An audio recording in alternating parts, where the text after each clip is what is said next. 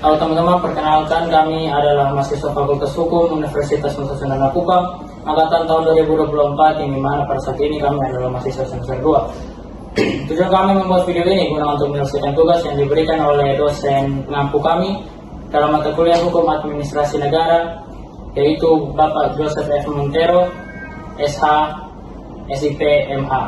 Dalam pembahasan materi kali ini kami akan membahas mengenai maladministrasi dalam penyelenggaraan pemerintahan. Namun sebelum kami masuk ke dalam pembahasan materi, kami akan memperkenalkan diri kami masing-masing terlebih dahulu. Saya selaku host pada video kali ini, Gregorius Hamfe Edinda Tresnamaro. Perkenalkan, saya Veronica Taung. Perkenalkan, nama saya Edvan Maskal Manai. Perkenalkan, nama saya Tricia Kehi. Perkenalkan, nama saya Rani Soal Mesa. Perkenalkan, nama saya Marcelino Sonasubani. Perkenalkan, nama saya Mikaelus Augusto Bunga. Sekian perkenalan dari anggota kami. Sekarang kami akan masuk ke tahap sesi pembahasan. Mengenai maladministrasi, saya akan memperjelas secara singkat mengenai apa itu maladministrasi. Maladministrasi adalah suatu tindakan atau keputusan yang menyimpang dalam suatu ketentuan peraturan perundang-undangan dalam penyelenggaraan pemerintahan, yang dimana hal tersebut dapat berdampak rugi besar bagi masyarakat dan negara. Satunya kami akan masuk lebih mendalam mengenai maladministrasi ini, yang akan dijawab oleh masing-masing anggota saya. Menurut Saudari Verni, mengapa maladministrasi itu bisa terjadi? Jadi baik, maladministrasi itu dapat terjadi karena sejumlah faktor yang terkait dengan kelemahan yang terjadi dalam sistem administrasi, kurangnya pengawasan, masalah individu atau budaya yang ada dalam suatu pemerintahan. Nah, salah satu penyebab utama maladministrasi yang paling serius itu adalah penyalahgunaan wewenang dan korupsi oleh pejabat publik. Nah, di sini saya menjelaskan satu contohnya, itu seperti seorang pejabat pemerintahan yang memberikan izin usaha atau proyek tertentu kepada teman atau kerabatnya, yang meskipun itu tidak memenuhi syarat yang diperlukan, atau meminta suap untuk mempercepat suatu proses maladministrasi. Baik, terima kasih Saudara Verni atas jawabannya secara singkat dan jelas. Selanjutnya saya akan bertanya kepada Saudara Edmund. Menurut Saudara Edmund, bentuk-bentuk apa saja maladministrasi dalam penyelenggaraan pemerintahan? Terima kasih. Baik, menurut saya, bentuk maladministrasi dapat berupa penyalahgunaan wewenang, diskriminasi, korupsi, ketidakpatuhan terhadap prosedur, dan pengabaian kewajiban. Begitu saja. Baik, terima kasih atas jawaban dari Saudara Edmund. Selanjutnya saya akan bertanya kepada Saudara Tessa. Menurut Saudara Tessa, apa sih perbedaan kesalahan pribadi dan kesalahan jabatan? Nah, kesalahan pribadi atau biasa disebut dengan fault personal merupakan tindakan yang dilakukan oleh pejabat publik yang tidak terkait langsung dengan tugas jabatannya, misalnya seperti menerima suap atau melakukan tindakan korupsi. Sedangkan kesalahan jabatan atau fault the servers terjadi ketika pejabat lebih melakukan kesalahan dalam pelaksanaan tugas jabatannya, seperti penyalahgunaan wewenang dan kelalaian dalam prosedur administrasi. Baik, terima kasih Saudara Tessa atas penjelasan mengenai perbedaan kesalahan pribadi dan kesalahan jabatan. Selanjutnya saya akan bertanya kepada Saudara Deren.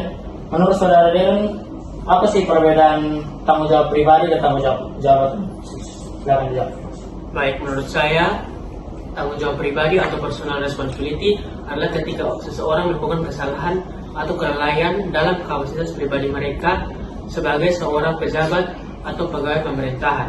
Contohnya adalah suap atau korupsi dan penyalahgunaan wewenang. Sedangkan tanggung jawab jabatan adalah ketika seseorang dengan posisi atau jabatan dalam suatu pemerintahan melakukan kesalahan seperti penundaan proses administrasi. Sekian dari jawaban Saudara Deren. Terima kasih atas penjelasan secara singkat dan secara jelas. Selanjutnya saya akan bertanya kepada Saudara Juan. Menurut Saudara Juan, contoh kasus-kasus apa saja dalam gugatan pengadilan yang masih ada hubungannya dalam maladministrasi? Baik, menurut saya ada dua contoh. Yang pertama, gugatan atas penyalahgunaan wewenang. Contohnya seperti seorang kontraktor menggugat pejabat pemerintah dengan dugaan melakukan penyalahgunaan dengan memberikan proyek pemerintahan kepada perusahaan lain yang tidak memenuhi syarat berdasarkan hubungan pribadi atau hubungan keluarga. Yang kedua, gugatan atas ketidakpenuhan administrasi, yang dimana seorang warga memberikan pengaduan kepada administrasi seperti sertifikat tanah, kartu identitas, dan izin usaha. Namun pengajuan dia ditolak atau tidak diterima dengan persyaratan atau dengan tanpa kejelasan dari administrasi tersebut. Dan terima kasih Saudara Juan atas penjelasan mengenai contoh kasus-kasus dalam pengadilan yang masih ada hubungannya dalam hal administrasi.